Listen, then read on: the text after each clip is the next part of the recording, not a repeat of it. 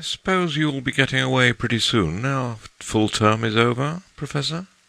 Said a person, not in the story, to the Professor of Ontography, soon after they had sat down next to each other at a feast in the hospitable hall of St. James's College. The Professor was neat and precise in speech. "Yes," he said, "my friends have been making me take up golf this term, and I mean to go to the East Coast. In point of fact, to Burnstow, I dare say you know it, for a week or 10 days to improve my game. I hope to get off tomorrow." "Oh, Parkins," said his neighbour on the other side, "if you're going to Burnstow, I wish you would look at the site of the Templars' Preceptory, and let me know if you think it would be any good to have a dig there in the summer." "Certainly," said Parkins the Professor. "If you'll describe to me whereabouts the site is, I will do my best to give you an idea of the lie of the land when I get back. Or I could write to you about it if you would tell me where you are likely to be." The Professor rather sniffed at the idea that planning out a preceptory could be described as useful. His neighbour continued, "The site, I doubt if there's anything showing above ground, must be down quite close to the beach now. The sea has encroached tremendously, as you know, all along that bit of coast. I should think, from the map, that it must be about 3/4 of a mile from the Globe Inn, at the north end of town. Where are you going to stay?" "Well, at the Globe Inn, as a matter of fact," said Parkins. "I have engaged a room there. I couldn't get in anywhere else. Most of the lodging-houses are shut up in winter, it seems. And as it is, they tell me that the only room of any size I can have is really a double-bedded one, and that they haven't a corner in which to store the other bed, and so on. But I must have a fairly large room, for I am taking some books down, and mean to do a bit of work." "Do you call having an extra bed in your room roughing it, Parkins?" said a bluff person opposite. "Look here, I shall come down and occupy it for a bit. It'll be company for you." "By all means, Rogers.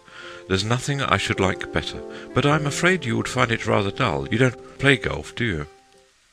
"No, thank heaven," said rude Mr. Rogers. "Well, you see, when I'm not writing, I shall most likely be out on the links, and that, as I say, would be rather dull for you, I'm afraid." "Well done, Parkins," he said.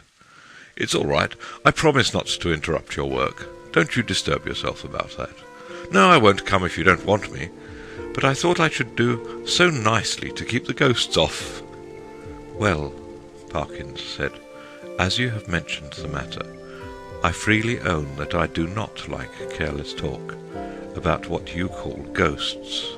A man in my position," he went on, raising his voice a little, "cannot, I find, be too careful about appearing to sanction the current beliefs on such subjects." In repeating the above dialogue, I have tried to give the impression which it made on me, that Parkins was something of an old woman, rather hen-like perhaps in his little ways, totally destitute, alas, of the sense of humour, but at the same time dauntless and sincere in his convictions, and a man deserving of the greatest respect. Whether or not the reader has gathered so much, that was the character which Parkins had. On the following day, Parkins did, as he had hoped, succeed in getting away from his college, and in arriving at Burnstow. He was made welcome at the Globe Inn, was safely installed in the large double-bedded room of which we have heard, and was able, before retiring, to rest, to arrange his materials for work, in apple-pie order upon a commodious table, surrounded by windows looking out seaward. That is to say, the central window looked straight out to sea. On the south, you saw the village of Burnstow.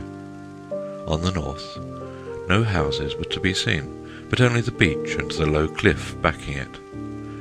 Immediately in front was a strip, not considerable, of rough grass, dotted with old anchors, capstans, and so forth. Then a broad path, then the beach. The rest of the population of the inn was, of course, a golfing one, and included few elements that call for a special description. The most conspicuous figure was perhaps that of an ancien militaire, secretary of a London club, and possessed of a voice of incredible strength, and of views of a pronouncedly Protestant type. Professor Parkins, one of whose principal characteristics was pluck, spent the greater part of the day following his arrival at Burnstow in what he had called improving his game. "I might walk home tonight along the beach," he reflected. "Yes, and take a look, there will be light enough for that, at the ruins of which Disney was talking. I don't exactly know where they are, by the way, but I expect I can hardly help stumbling on them." This he accomplished, I may say, in the most literal sense, for in picking his way from the links to the shingle beach, his foot caught, partly in a gorse root, and partly in a biggish stone, and over he went. When he got up and surveyed his surroundings, he found himself in a patch of somewhat broken ground, covered with small depressions and mounds. He must, he quite rightly concluded, be on the site of the preceptory he had promised to look at. He remembered vaguely that the Templars, to whom this site had belonged, were in the habit of building round churches, and he thought a particular series of the humps or mounds near him did appear to be arranged in something of a circular form. Few people can resist the temptation to try a little amateur research in a department quite outside their own, if only for the satisfaction of showing how successful they would have been had they only taken it up seriously. Our professor, however, if he felt something of this mean desire, was also truly anxious to oblige Mr. Disney. So he paced with care the circular area he had noticed, and wrote down its rough dimensions in his pocket-book. Then he proceeded to examine an oblong eminence which lay east of the centre of the circle, and seemed to his thinking likely to be the base of a platform or altar. At one end of it, the northern, a patch of the turf was gone, removed by some boy or other creature. Fere nature. It might, he thought, be as well to probe the soil here for evidences of masonry, and he took out his knife and began scraping away the earth. And now followed another little discovery. A portion of soil fell inward as he scraped, and disclosed a small cavity. He lighted one match after another to help him to see of what nature the hole was, but the wind was too strong for them all. By tapping and scratching the sides with his knife, however, he was able to make out that it must be an artificial hole in masonry. Of course it was empty. No! As he withdrew the knife he heard a metallic clink, and when he introduced his hand, it met with a cylindrical object lying on the floor of the hole. Naturally enough, he picked it up, and when he brought it into the light, now fast fading, he could see that it too was of man's making. A metal tube about 4 inches long, and evidently of some considerable age. By the time Parkins had made sure that there was nothing else in this odd receptacle, it was too late and too dark for him to think of undertaking any further search. The object which he now had safe in his pocket was bound to be of some slight value at least, he felt sure. Bleak and solemn was the view, on which he took a last look before starting homeward. The wind was bitter from the north, but was at his back when he set out for the globe. He quickly rattled and clashed through the shingle, and gained the sand, upon which, but for the groinings which had to be got over every few yards, the going was both good and quiet. One last look behind, to measure the distance he had made since leaving the ruined Templars' church, showed him a prospect of company on his walk, in the shape of a rather indistinct personage who seemed to be making great efforts to catch up with him, but made little, if any, progress.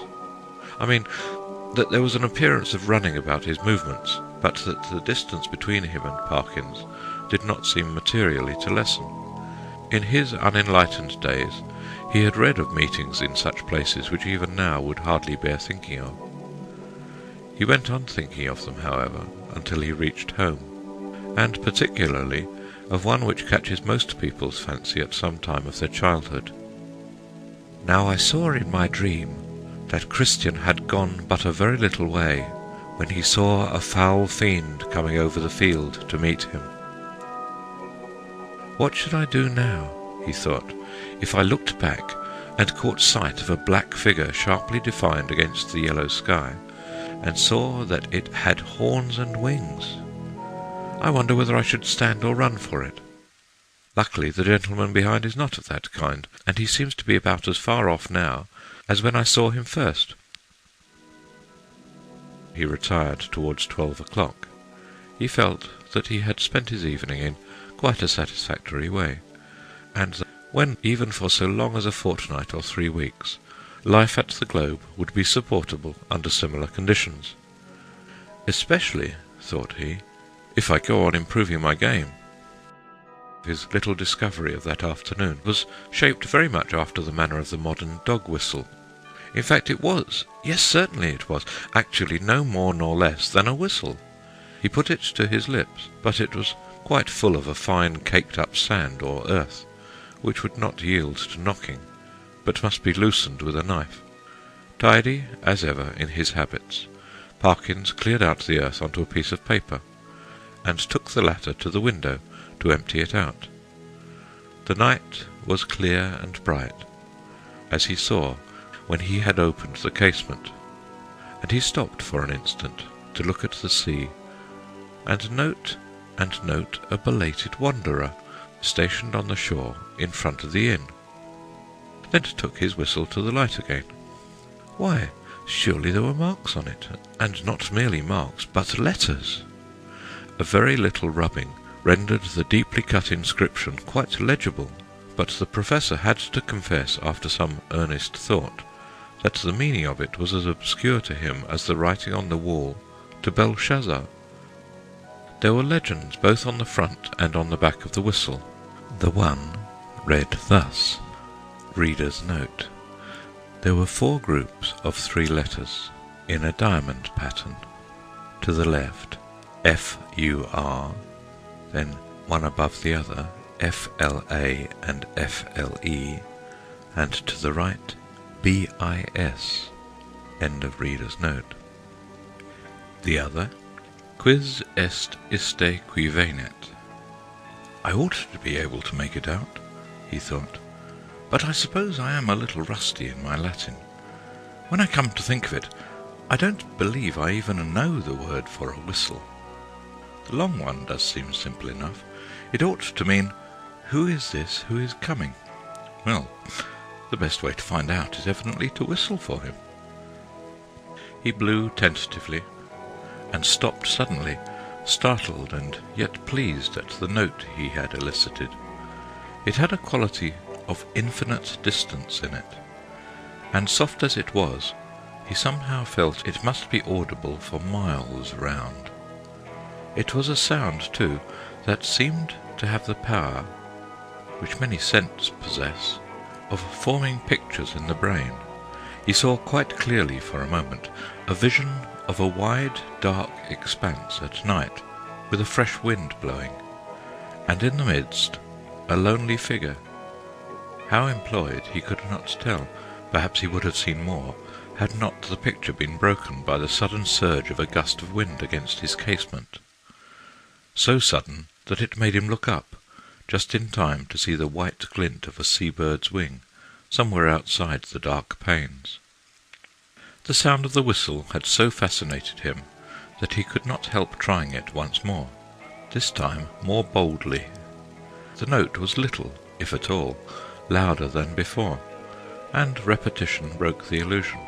No picture followed, as he had half hoped it might. But what is this? Goodness, what force the wind can get up in a few minutes! What a tremendous gust! There, I knew that window fastening was no use. Ah, I thought so. Both candles out. It is enough to tear the room to pieces. The first thing was to get the window shut. Quickly as it had risen, the wind did not fall at once. On it went, moaning and rushing past the house, at times rising to a cry so desolate that as Parkins disinterestedly said, it might have made fanciful people feel quite uncomfortable. Even the unimaginative, he thought, after a quarter of an hour, might be happier without it. Whether it was the wind or the excitement of golf, or the researches in the preceptory, that kept Parkins awake, he was not sure. Awake he remained, in any case, long enough to fancy, as I'm afraid I often do myself under such conditions, that he was the victim of all manner of fatal disorders. He would lie counting the beats of his heart, convinced that it was going to stop work every moment, and would entertain grave suspicions of his lungs, brain, liver, etc., suspicions which he was sure would be dispelled by the return of daylight, but which, until then, refused to be put aside. He found a little vicarious comfort in the idea that someone else was in the same boat. A near neighbour, in the darkness it was not easy to tell his direction, was tossing and rustling in his bed too. The next stage was that Parkins shut his eyes, and determined to give sleep every chance. Here again over-excitement asserted itself, in another form, that of making pictures. Experto crede, pictures do come to the closed eyes of one trying to sleep, and are often so little to his taste that he must open his eyes and disperse them. Parkins's experience on this occasion was a very distressing one. He found that the picture which presented itself to him was continuous. When he opened his eyes, of course, it went, but when he shut them once more, it framed itself afresh, and acted itself out again, neither quicker nor slower than before. What he saw was this: a long stretch of shore, shingle-edged by sand, and intersected at short intervals with black groins running down to the water. A scene, in fact, so like that of his afternoon's walk, that, in the absence of any landmark, it could not be distinguished therefrom. The light was obscure, conveying an impression of gathering storm, late winter evening, and slight cold rain. On this bleak stage, at first no actor was visible. Then, in the distance, a bobbing black object appeared. A moment more, and it was a man, running, jumping, clambering over the groins, and every few seconds looking eagerly back. The nearer he came, the more obvious it was that he was not only anxious, but even terribly frightened. Though his face was not to be distinguished, he was, moreover, almost at the end of his strength. On he came. Each successive obstacle seemed to cause him more difficulty than the last. "Will he get over this next one?" thought Parkins. "It seems a little higher than the others." Yes, half climbing, half throwing himself, he did get over, and fell all in a heap on the other side, the side nearest to the spectator. There, as if really unable to get up again, he remained crouching under the groin, looking up in an attitude of painful anxiety. So far, no cause whatever for the fear of the runner had been shown. But now there began to be seen, far up the shore, a little flicker of something moving to and fro with great swiftness and irregularity. Rapidly growing larger, it too declared itself as a figure in fluttering draperies, ill-defined. There was something about its motion which made Parkins very unwilling to see it at close quarters. It would stop, raise arms, bow itself towards the sand, then run, stooping across the beach to the water edge and back again, and then, rising upright, once more continue its course forward at a speed that was startling and terrifying. The moment came when the pursuer was hovering about from left to right only a few yards beyond the groin, where the runner lay in hiding. After 2 or 3 ineffectual castings hither and thither, it came to a stop, stood upright, with arms raised high, and then darted straight forward towards the groin. It was at this point that Parkins always failed in his resolution to keep his eyes shut. With many misgivings as to incipient failure of eyesight, overworked brain, excessive smoking and so on, he finally resigned himself to light his candle, get out a book, and pass the night, waking rather than be tormented by this persistent panorama, which he saw clearly enough could only be a morbid reflection of his walk and his thoughts on that very day. The scraping of match on box and the glare of light must have startled some creatures of the night, rats or what not, which he heard scurry across the floor from the side of his bed with much rustling. Dear, dear, the match is out. Fool that it is.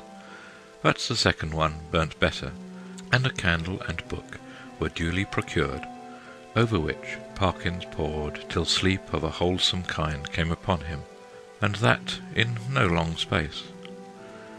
After breakfast he was in his room, putting on the finishing touches to his golfing costume. Then did Parkins remember that he had meant to do some more investigating at the preceptory. As he turned the corner of the house, he was almost knocked down by a boy who rushed into him at the very top of his speed. The boy was almost speechless with fright. "Oh, I seen it wave at me at the window," wailed the boy, "and I don't like it." "The front window it was, at the hotel," said the boy. There was only one window answering to the description he had been hearing. "Well, that's curious," said Parkins. "It's evidently my window the lad was talking about." Soon in the passage, Parkins made as if to open the door. Then he stopped and felt in his pockets. "This is more serious than I thought," was his next remark. "I remember now that before I started this morning I locked the door. It is locked now. And what is more, here is the key." And he held it up. "Now," he went on, "if the servants are in the habit of going into one's room during the day when one is away, I can only say, well, that I don't approve of it at all." Conscious of a somewhat weak climax, he busied himself in opening the door, which was indeed locked. "No," he said, "nothing seems disturbed." The clothes were bundled up and twisted together in a most tortuous confusion. Parkins pondered. "That must be it," he said at last. "I disordered the clothes last night in unpacking, and they haven't made it since. Perhaps they came in to make it, and that boy saw them through the window, and then they were called away and locked the door after them. Yes, I think that must be it." He must have slept soundly for an hour or more. Then he turned over sharply, and with his eyes open lay breathlessly listening. There had been a movement, he was sure, in the empty bed. Tomorrow he would have it moved, for there must be rats or something playing about in it. It was quiet now. No, the commotion began again. There was a rustling and shaking, surely more than any rat could cause. I can figure to myself something of the professor's bewilderment and horror, for I have in a dream 30 years back seen the same thing happen. But the reader will hardly perhaps imagine how dreadful it was to him to see a figure suddenly sit up in what he had known was an empty bed. He was out of his own bed in one bound, and made a dash towards the window, where lay his only weapon, the stick. This was, as it turned out, the worst thing he could have done, because the personage in the empty bed, with a sudden smooth motion, slipped from the bed, and took up a position with outspread arms between the two beds, and in front of the door. Parkins watched it in a horrid perplexity. Somehow the idea of getting past it and escaping through the door was intolerable to him. He could not have borne, he didn't know why, to touch it. And as for its touching him, he would sooner dash himself through the window than have that happen. It stood for the moment in a band of dark shadow, and he had not seen what its face was like. Now it began to move in a stooping posture, and all at once the spectator realized with some horror and some relief that it must be blind, for it seemed to feel about it with its muffled arms in a groping and random fashion. Turning half away from him, it became suddenly conscious of the bed he had just left, and started towards it, and bent and felt over the pillows in a way which made Parkins shudder, as he had never in his life thought it possible. In a very few moments it seemed to know that the bed was empty, and then, moving forward into the area of light and facing the window, it showed for the first time what manner of thing it was. Parkins, who very much dislikes being questioned about it, did once describe something of it in my hearing, and I gathered that what he chiefly remembers about it is a horrible, an intensely horrible face of crumpled linen. What expression he read upon it he could not or would not tell, but that the fear of it went nigh to maddening him is certain. But he was not at leisure to watch it for long. With formidable quickness it moved into the middle of the room, and as it groped and waved, one corner of its draperies swept across Parkins's face.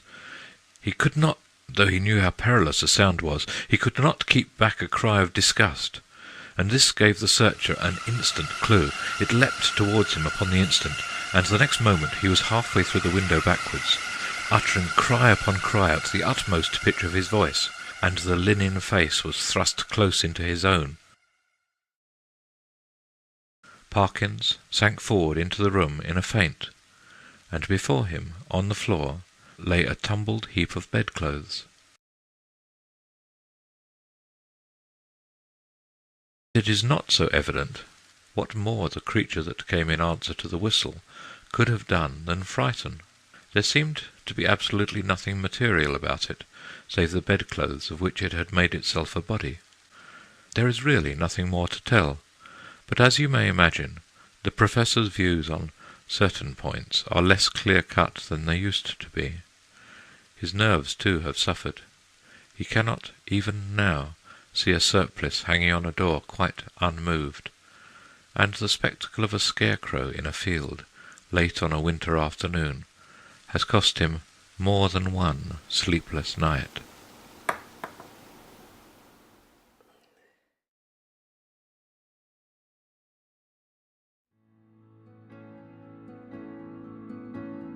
Don't want to be afraid, hard not to hesitate, but we can't wait to be the change. It's not too late, free from hate. Think of the future that we could create. Face the facts today, there's a better way. Take one step back and say there's a better way. Like a tree rooted in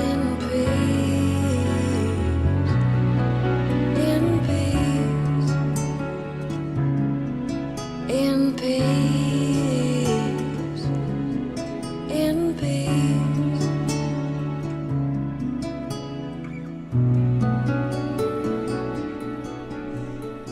Easy to walk away, say it's not down to you to fight and stay, to see this through. Don't hesitate, it's not too late. Think of the better place we can create. Face your fears today, there's a better way. Let your heart speak and say there's a better way. Like a tree rooted in peace, in peace, in peace, in peace, in peace. Like a tree